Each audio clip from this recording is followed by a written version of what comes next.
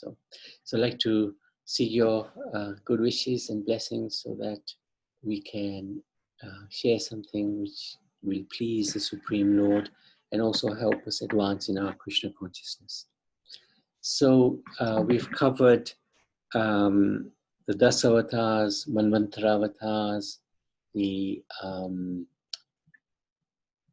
what else did we discuss? The memories going now, Kali Yuga and old age. So we also discussed the Lila avatars, and yesterday we discussed, what did we discuss? Anybody have an idea? I've forgotten. We discussed the 3 Vishnu. Ah, the Purusha avatars, that's right. And there was one more thing that we discussed. Shaktya Vaishavatars. Yeah, Srila Prabhupada and Buddha. That's right. Very good. Well done. Oh, thank you, Pitamba. Okay, so today we wanted to talk about Yuga avatars and Guna avatars, and finally we'll touch upon the hidden avatar. So, starting with the Yuga avatars. There are 4 yugas, as we know. Anybody like to name them? Who can recall what the 4 yugas are?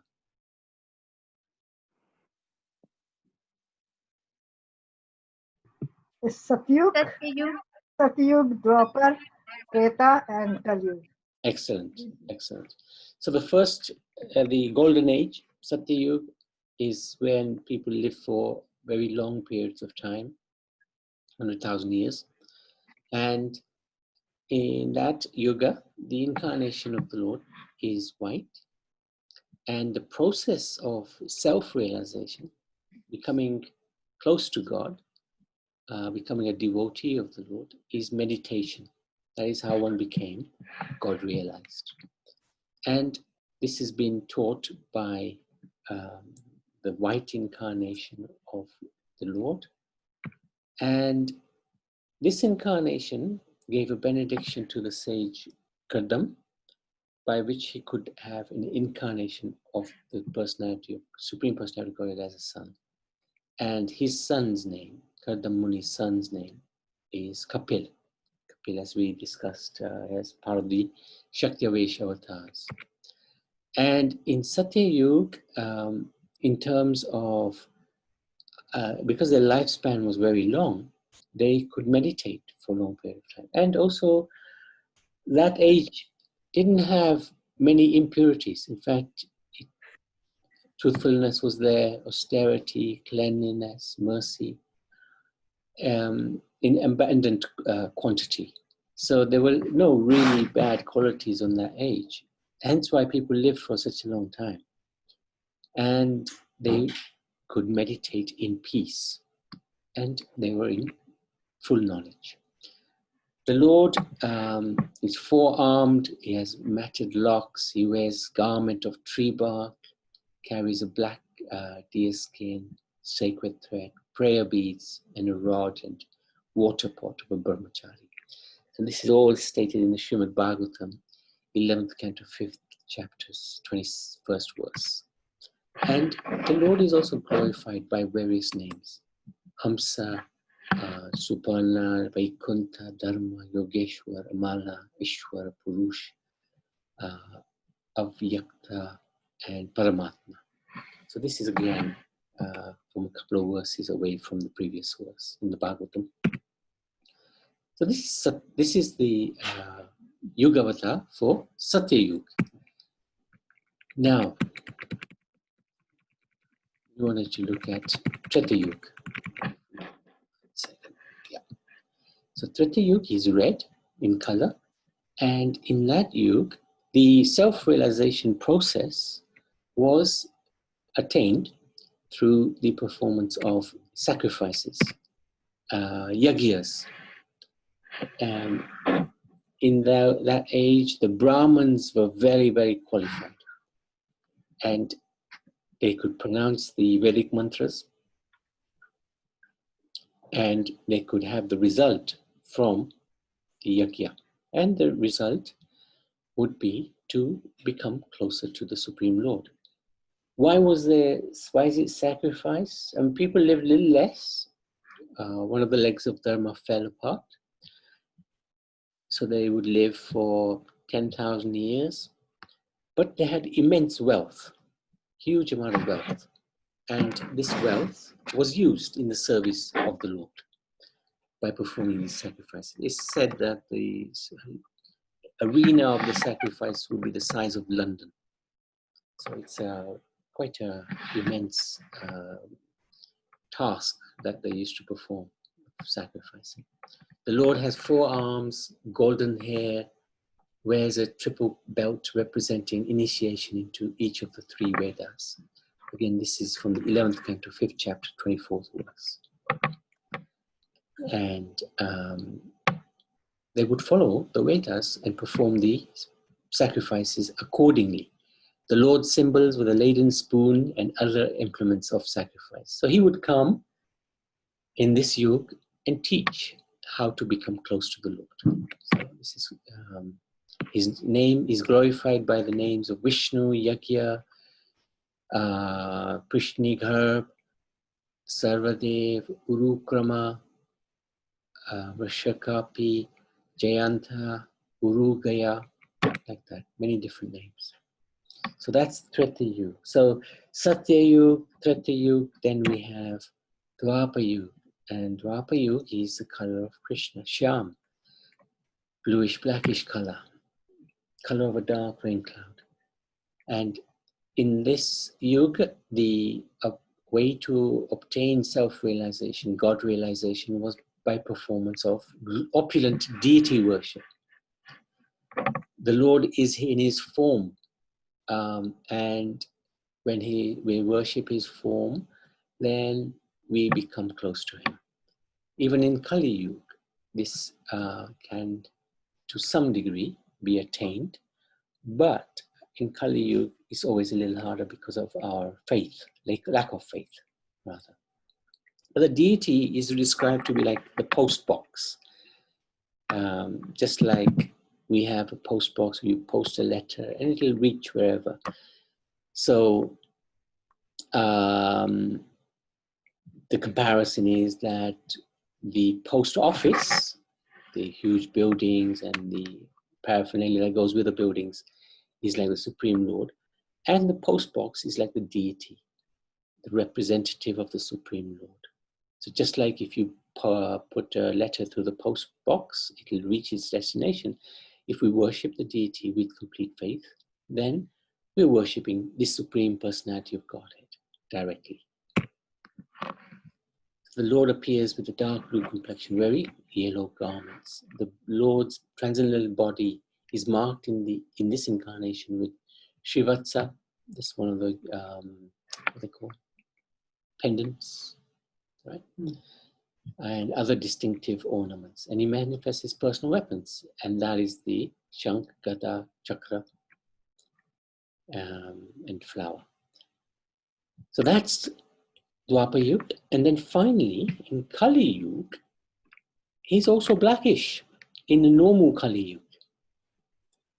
But sometimes in a special Kali Yuga, like our one, because we are in a special Kali Yuga, because in this Kali Yuga, Chaitanya Mahaprabhu appeared.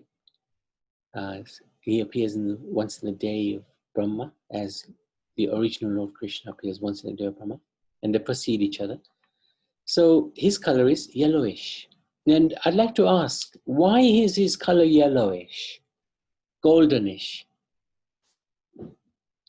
Would anybody like to share why? There's a special pastime behind this story. Go on. Basically, what had happened, Yashoda Mata had seen Radha Rani. She used to come and cook chapatis and langar food. And one day, what happened was Yashoda Mata fell in love, loved Radha Rani so much. She said, "I want her to be my daughter-in-law." So she painted her hands with mendi, henna. And Radha Rani understood that to mean I'm going to be married to Krishna now.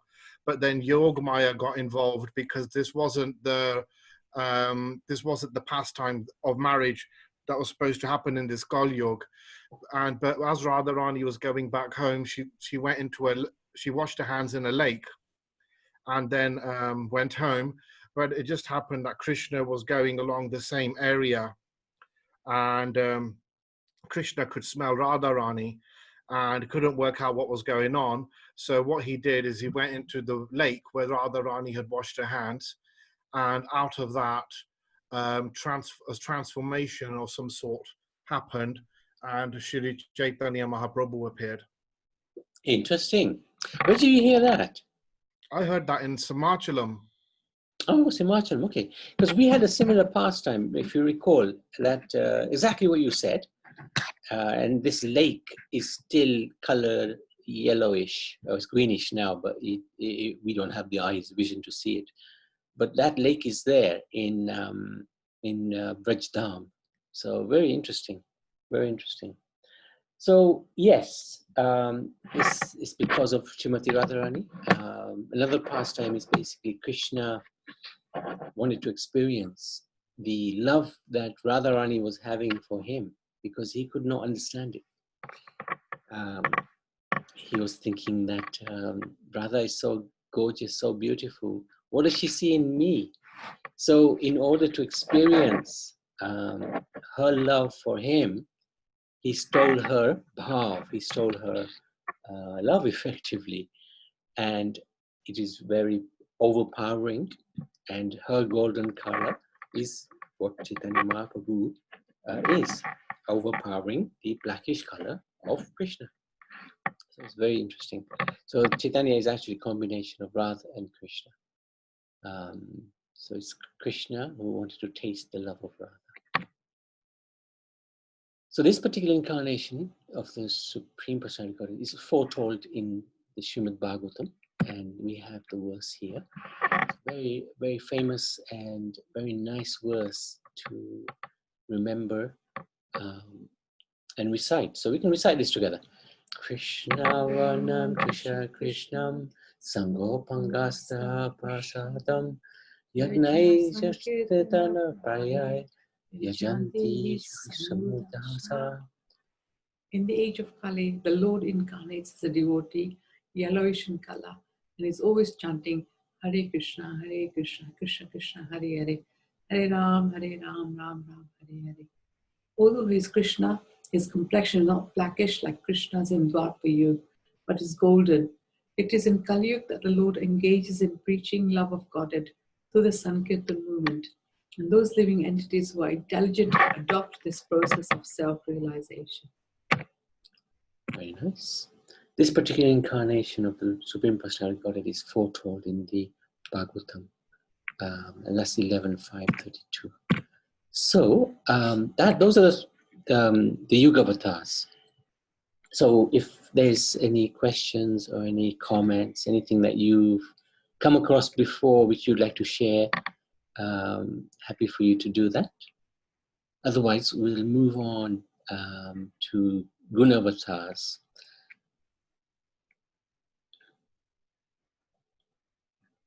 Okay, so Guna avatars. Yes, what are the gunas, the three modes of material nature? Can anybody share with me? Do you remember what the three modes of material nature are?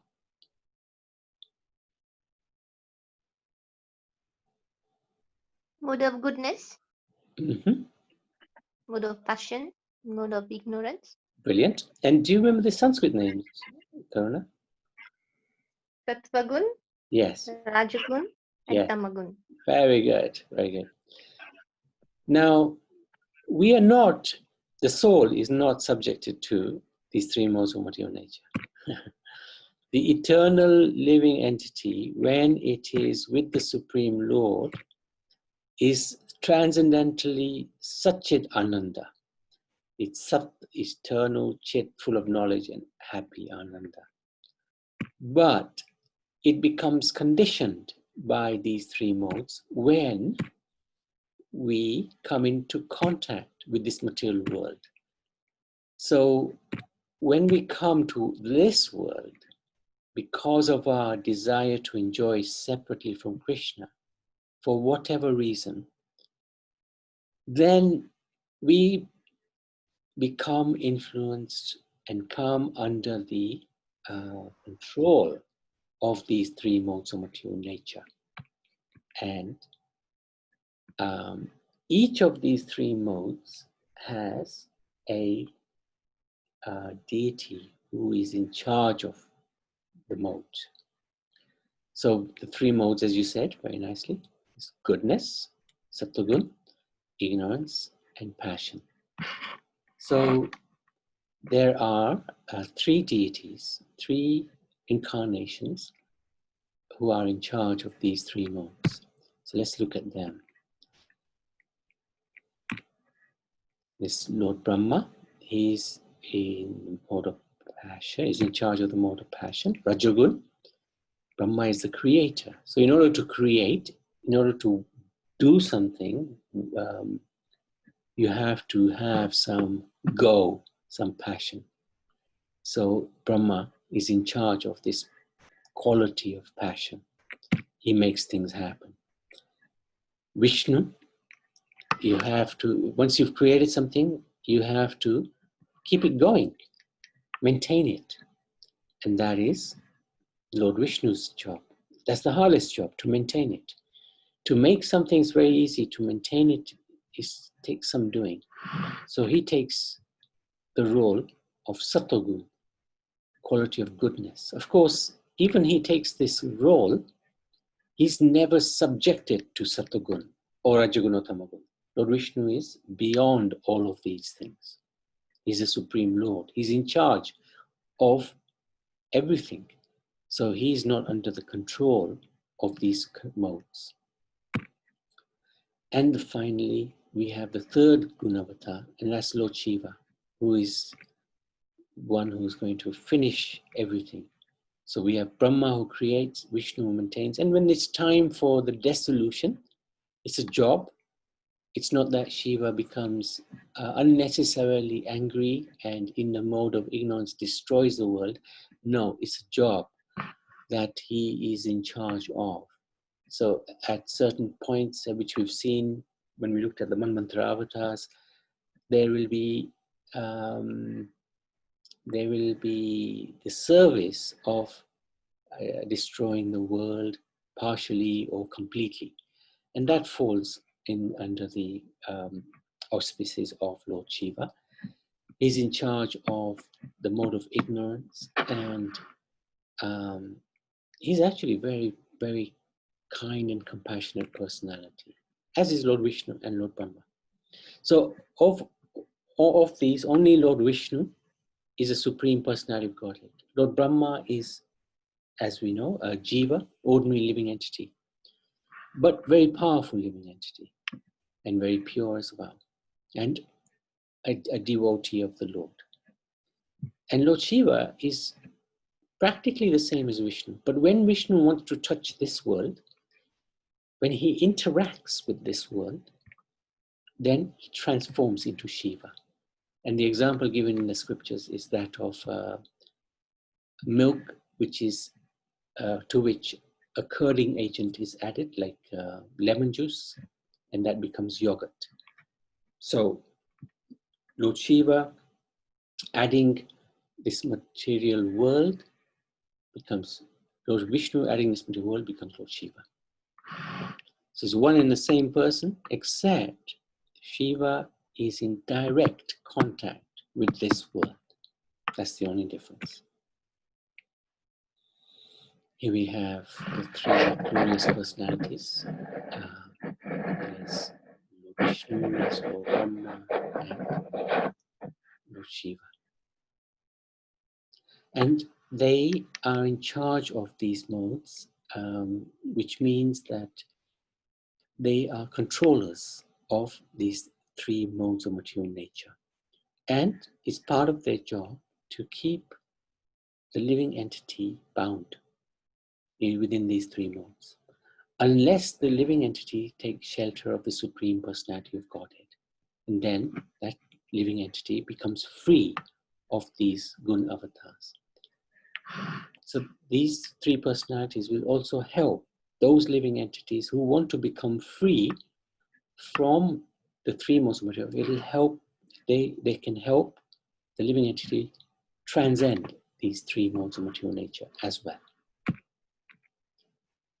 So just a quick comparison of the three Murti as they're known, Brahma, Vishnu, Shiva. Lord Shiva is superior to Lord Brahma, who is an empowered soul, ordinary Jiva, but empowered by the Lord. But Lord Shiva is not quite on the same level as Vishnu. And we may have seen this before. This is like a little idea from an analytical point of view, the different qualities possessed by the three of them. So 50 qualities Brahma possesses more or less in full in order for him to become Brahma. We also have those 50 qualities, but very minute, very minute levels. And if we purify ourselves, if we so desire, we can also acquire these 50 qualities. It said that we can acquire the position of Brahma if we want it by maintaining brahmachari life for 100 lifetimes. So we can gain these 50 qualities in full. However, that's obviously quite a task, hence why we are in this world. But the idea of this world is not to become Brahma, but actually to transcend this world, leave this world completely, and go back to the spiritual world where we belong. There are many transcendentalists who try to acquire more and more better qualities and advance to the heavenly planets, to Satyalok eventually. But it can be a fruitless exercise, because one can go up and down this, but in the material world, depending on our karma and our desires. So we've been very fortunate. We have now attained human form of life in which we have come in association with Lord Krishna and his devotees. And this is our opportunity to make the most of it. We don't know when we will get this opportunity again, where we have such an association of pure bhakti that we can make rapid progress to the spiritual world. And all we have to do is chant 16 rounds, rise early, read Srila Prabhupada's books, perform kirtan with the devotees, engage in some service, whether it's book distribution or some service to please the Lord, and we will make swift progress in changing our consciousness to Krishna consciousness. Lord Shiva has an additional 5 qualities, so he has 55 qualities.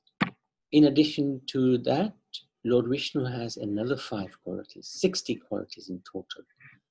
But Lord Krishna has even beyond Lord Vishnu's 60 qualities. He has another 4, which distinguish Krishna from the Vishnus.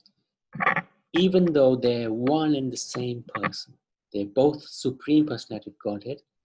However, Krishna is regarded to be the original Supreme Personality of Godhead, and he has a number of qualities which are even more than Lord Vishnu's. As a matter of interest, does anybody remember what these 4 extra qualities that Krishna has? Even if you remember 1 or 2? One of them is playing the flute. Yes. He can play the flute like nobody else.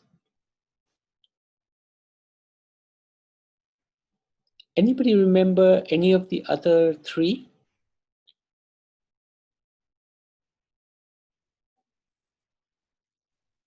Tulsi? What was that? Tulsi? Tulsi. Yes. Yes, you could say that because he has the best devotee. He has the most super excellent devotees. Okay, that's good. And Tulsi is one of them. You're right. You're right. Anybody else? Two other things that distinguish Krishna from Lord Vishnu. He performs the Ras dance. Yes, amazing pastimes. Yes, very, very good. So his pastimes are super excellent. So amazing. Sometimes even Lord Balaram gets a little bit bewildered. What's going on here? His marking and under his feet are going to be different. They are different. You're right. It's not one of the four, but you are right. His markings are different from all the other incarnations. And also he has gopis. Vishnu hasn't. Yes. Yes, that's right. Super excellent devotees. That's good. What was the fourth one? There's one more, right? Yes, that's well done. Well done. The other one.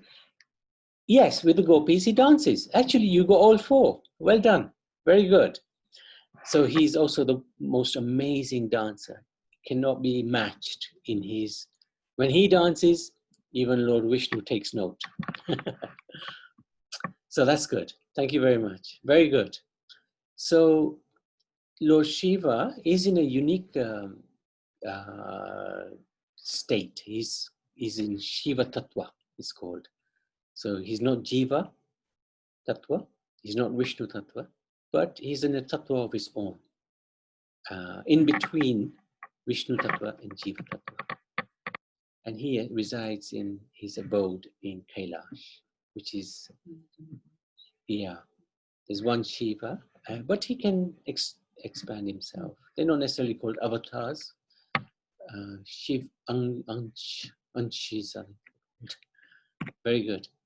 So this is his place. If you recall, we had a look at his residence, of which half of it is within the spiritual domain, and the other half is in the material world. So it's quite an interesting personality. So now, Brahma presides over the Rajagun. He's, as we talked, he's Jiva Atma, but very powerful because of the level of his bhakti, the level of his purity, and he's in charge of the secondary creation. The primary creation is done by Garbhodakshaya Vishnu, and he's directly empowered by Garbhodakshaya Vishnu to create this world, the 14 planetary systems, etc. His consort is Saraswati Devi and Gayatri. Saraswati is the goddess of learning. And his carrier is the swan, Hamsa. And if for any reason there is no qualified jiva in any particular lifetime of Brahma, or universe rather, then Garbhodakshaya Vishnu would manifest himself as Brahma. So he would become an avatar and take the post of Brahma and create. And in terms of temples, there's not many temples in Bharat or around the world, yeah, where Lord Brahma is worshipped. I think he was cursed at one point, wasn't he? That you will only be worshipped in Pushkar. So there is only one place really where he's worshipped in Rajasthan. But of course, when the Gayatri mantra is chanted, especially by the Brahminical class, then it is worship of Lord Brahma in many ways. as Gayatri is one of his consorts. So this is Lord Brahma, a little bit more information about him. And then Lord Vishnu, he presides over the Sattvagun, quality of goodness. He's maintainer, sustainer. His residence, of course, is in Vaikuntha, where he's known as Narayan. He has, in this world, Shvetadvip, where he stays as well as Shirodakshaya Vishnu, as we discussed yesterday. And as Purushavatar, he has those three forms, which we talked about yesterday, Karandakshaya, Garbhadakshaya, and Shirodakshaya Vishnu. His consort, the goddess of fortune, Lakshmi. So if a lot of people worship money, money is honey, Just Lakshmi, no? or Lakshmi on her own, that's right. Mostly people worship Lakshmi on their own, working maybe 10 hours a day, and when she comes, she doesn't stay. She's Chanchalam. She only stays where Vishnu is, and where Vishnu is worshipped, she's automatically there. So this is a very nice lesson that if you want to be rich, worship Lakshmi Narayan. Because Narayan is going to be there, Lakshmi will automatically be there. Of course, the idea is not to be rich. Actually, wealth or opulence can get in the way many times of devotion. Because unfortunately, with opulence and Lakshmi, pride comes. Or we may misuse that Lakshmi. And that will keep us very much in this material world within the three modes of material nature. His carrier is the great eagle, Garud, and Lord Vishnu lies on the couch in the form of the Shesh, Ananta Shesh, many-headed serpent, who's an incarnation of Lord Balaram. Lord Vishnu's color is a bluish color, sky bluish, something like that. And he carries the four symbols, club, disc, lotus, and concha.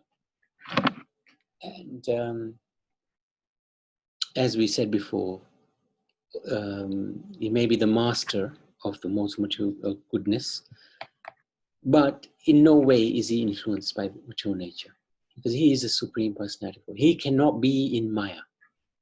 He is in charge of Maya. And then finally we have Lord Shiva, who presides over Tamagun, the quality of ignorance. He's in charge of the universal destruction. He also has a role in the creation, as we know, because he transforms into Shambhu when the living entities transfer from Garbhadakshaya Vishnu. He also represents the male principle within this world, and the female counterpart is Shakti or Parvati or Durga Mata, and that's his consort. And the consort is a personification of this material energy. And we've already discussed how he becomes transformed from Vishnu to Shiva due to his association with material nature. His carrier is Nandi, the bull. His eternal consort, Parvati, Shakti. And he has many forms, which are normally known as Shivams. He has 11 Rudras who manifest, especially at the time of destruction. And Lord Shiva is worshipped very widely. And mainly, his devotees tend to be those who seek wealth, because he's known as Ashutosh, very easily pleased. So, because people are looking for wealth, because their faith is in money, and they feel that if they don't have money, then they're not going to be able to live nicely in this world. So they worship Lord Shiva for money.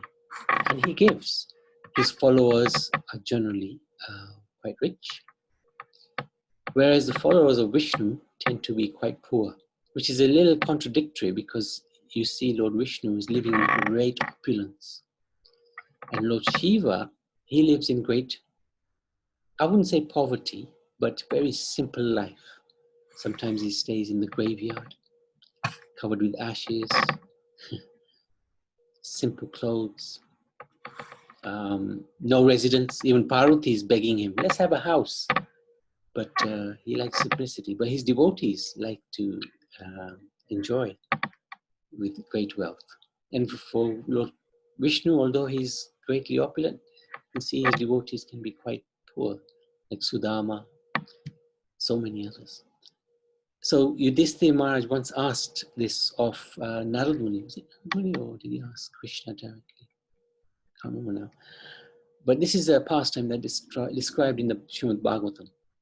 And the answer given was that Lord Shiva is Ashutosh. He's very easily pleased. He's very simple.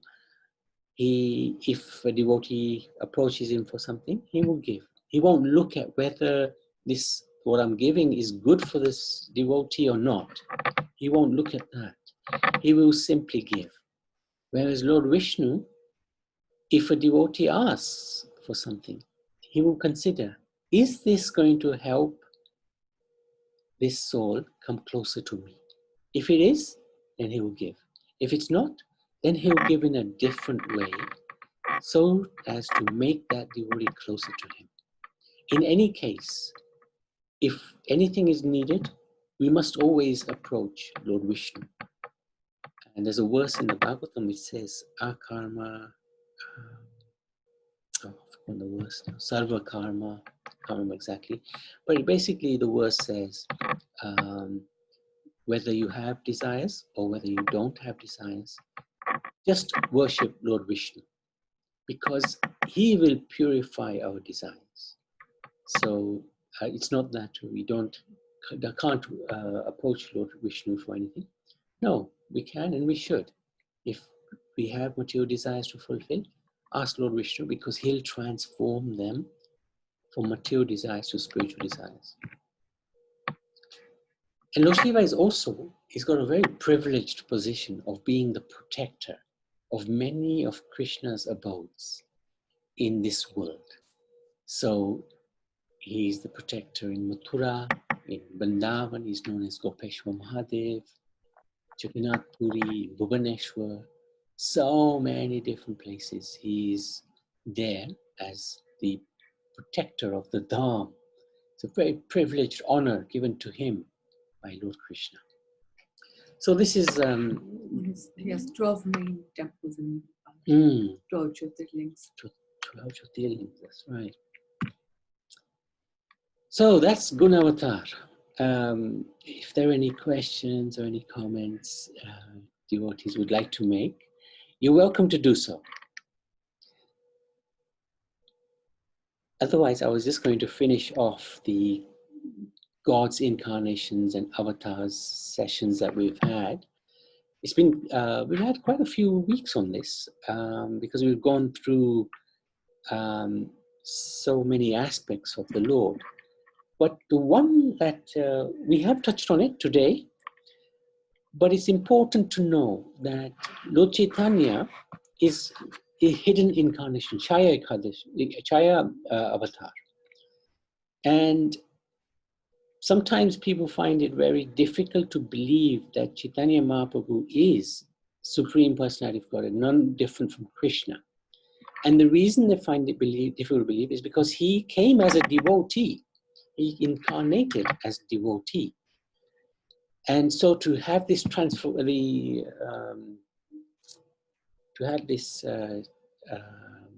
thinking that he's Supreme Lord as opposed to a devotee can bewilder.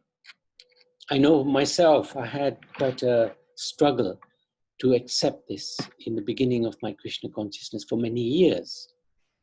And I would ask as many devotees as I could as to why, how is this possible? Why is it possible? And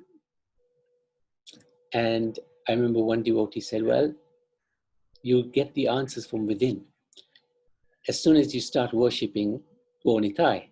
So that's what we did. We started worshipping Gonitai at home, and the answers came from within.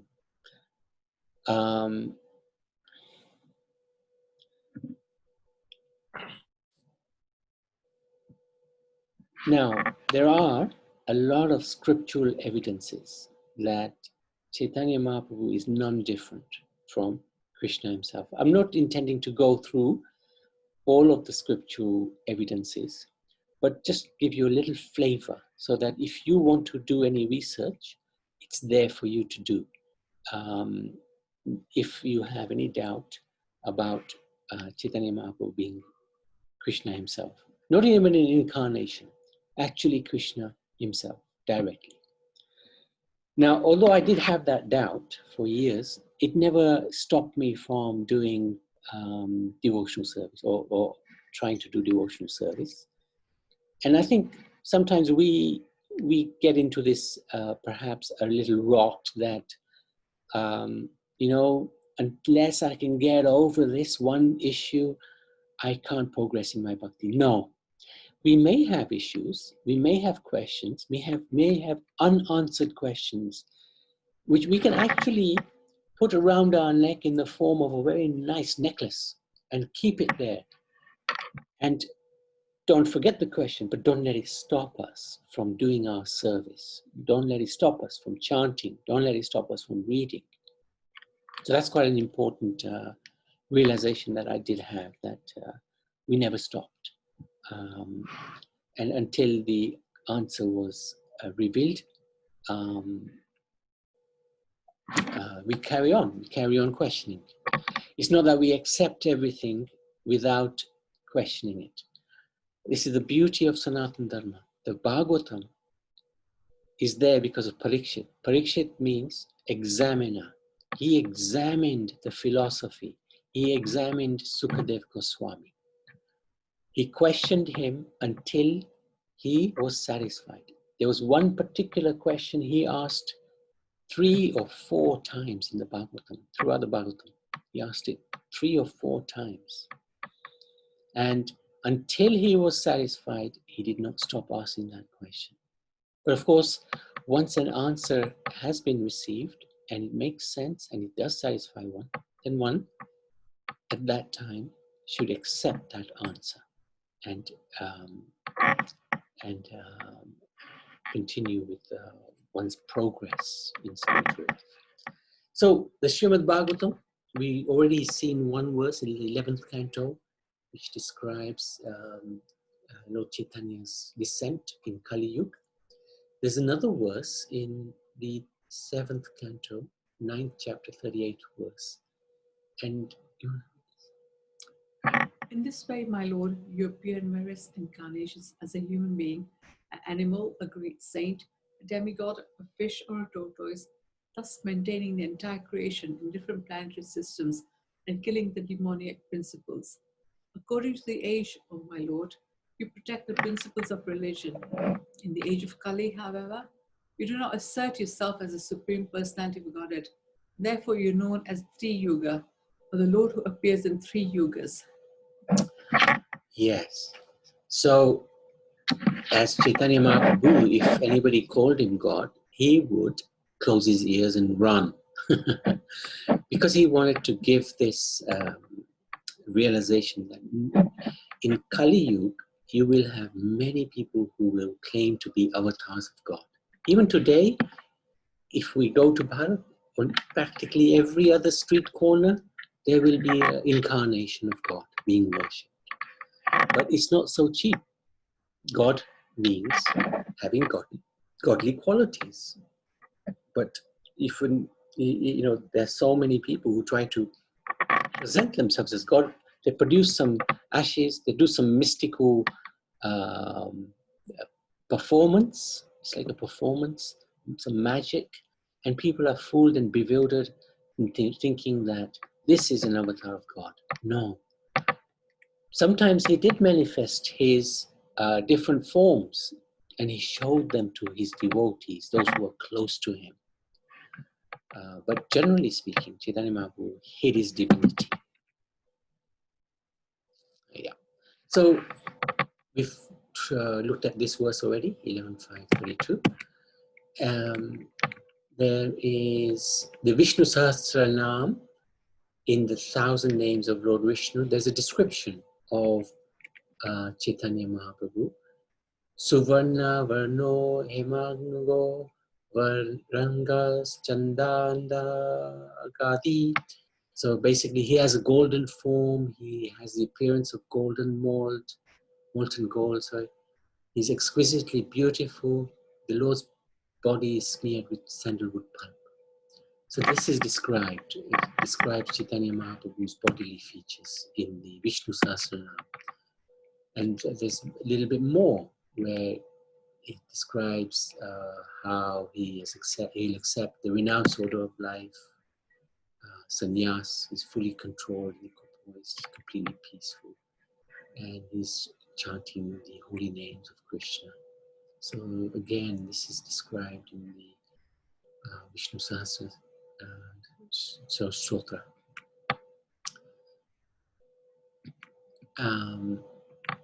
In the Garud Purana, it's described that in the first part of Kali Yuga, I will appear in my complete spiritual form, become the son of Sachi. Nasingha Purana is also described. It's given his name. The incarnations will have their names, addresses, the names of their parents in the scriptures. That's what makes them bona fide. In the Padma Purana, there is another quote where he's described, his appearance is described on the banks of the Bhagirathi in Kali Yuga. And he is also described as being concealed in this age of Kali Yuga as a devotee. In the Narad Purana, it's described in the Jaimini, Bharata, Ananta Samhita. There's quite a lot in the Ananta Samhita actually. And finally, I want to just share something that Mirabai also had a realization that Chaitanya Mahaprabhu is non-different from Krishna. She came just after Chaitanya Mahaprabhu, and she had a meeting with Jiva Goswami at one point. But she wrote this beautiful poem, and in it, she's describing the qualities of Chaitanya Mahaprabhu. We're out of time, so I won't go through the poem, but we'll share this in the notes so that you can have the opportunity to go through them. So, if there are any questions, you're welcome to ask, or if there's any comments, you're welcome to make. But that concludes the series on God's incarnations and avatars. I hope you found it useful. We're not going to remember most of it because there's so much detail, but it's good to know, it's good to have this knowledge available, so if you ever need to refer to it, you know where it is. So, are there any questions or any comments?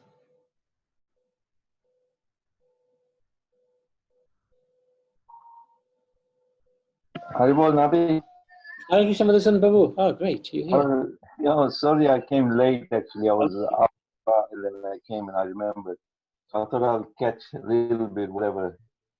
Thank you very much. I know you've done a long series of these different avatars, and I noticed that you've done Dasha Avatar and then Krishna Avatar. You've done well actually, and all these different incarnations. And it just happened that just today, this morning, in this Krishna Maharaj's group. Can you hear me all right? Yes, very good.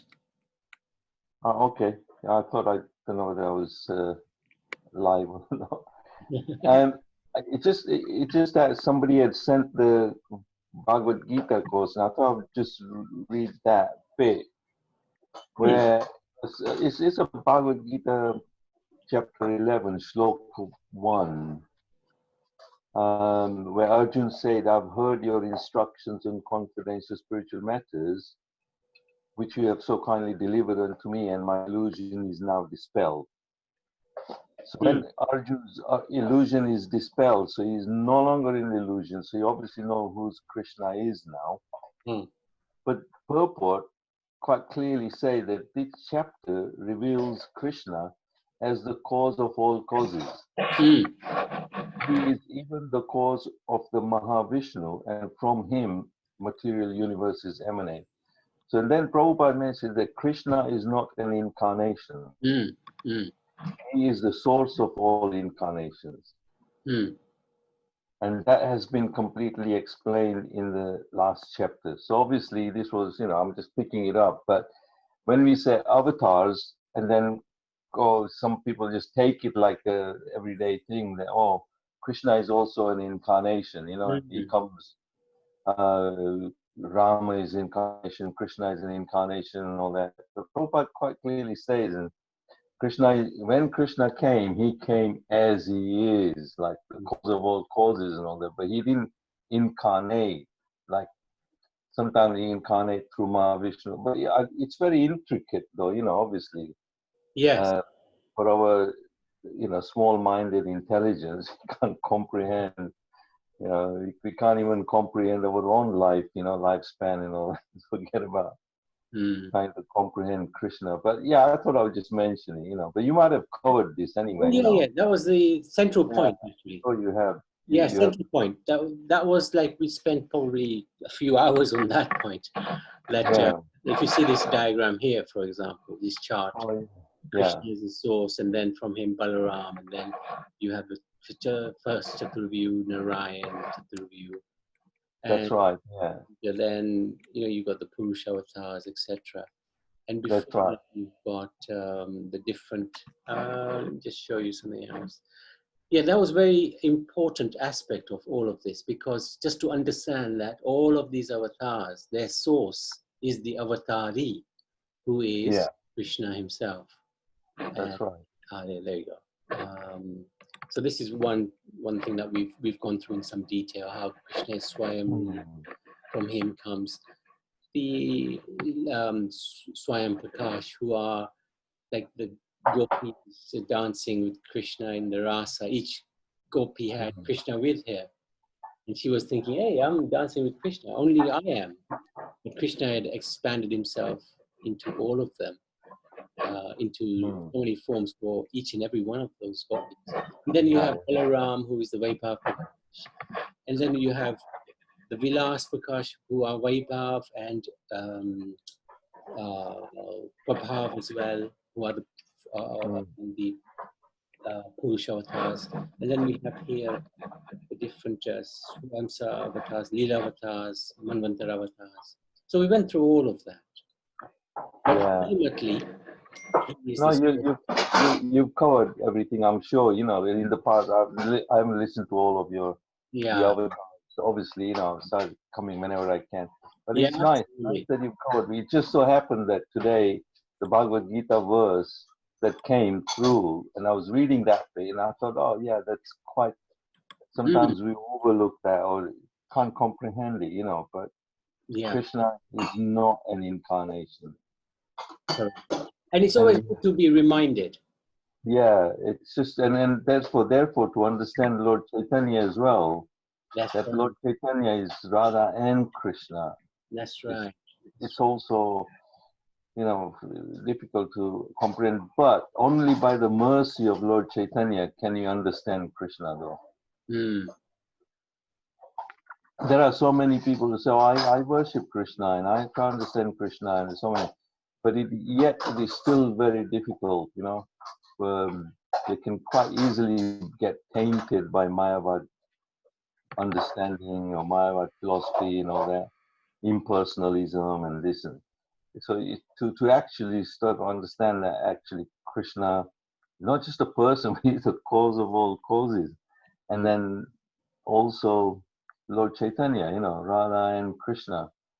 When Krishna takes over the Radharani's mood and it's very intricate, but we are fortunate to try to, by the mercy of Lord Chaitanya and Prabhupada, we're here discussing. But thank you very much. I thought I would Thank just you. mention. Thank you for that. No, thank you for that. Thank you for sharing that.